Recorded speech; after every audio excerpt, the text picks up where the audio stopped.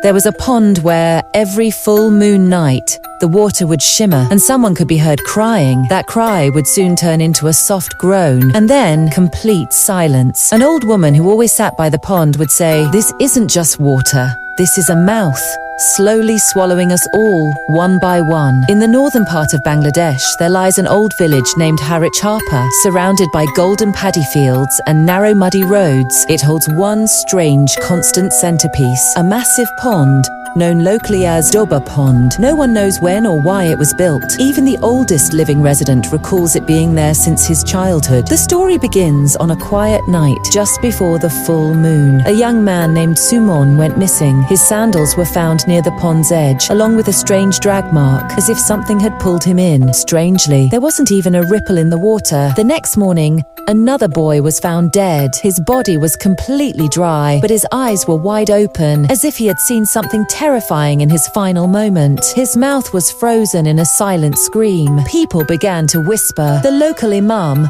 Maulana Hilal, spoke of an old tale long forgotten. During the British era, a woman who practiced dark sorcery was buried alive beneath this pond. Before her death, she warned, "The day this village forgets my name, I will rise, not as flesh but as water, and I will drag them all into me." For generations, villagers had forgotten her name, and now something had awakened. A curious investigative journalist named Tanveer Rahman came to the village. He was known for documenting unsolved mysteries on his YouTube channel. Using a drone, he took aerial shots of the pond, but when he reviewed the footage later, he saw something terrifying, a shadowy figure beneath the water, and what looked like the outline of a buried structure. Tanveer gathered a few brave young men. Together, they decided to dive into the pond at midnight. Beneath the surface, they discovered a stone staircase leading to an ancient sealed door made of black rock. Engraved on the door was a line of text in an ancient language, later translated to, "I do not seek light. I do not seek prayers. I crave fear." One boy touched the door. The moment he did, the water around them bubbled violently. The color turned red. A terrifying cry echoed from deep below,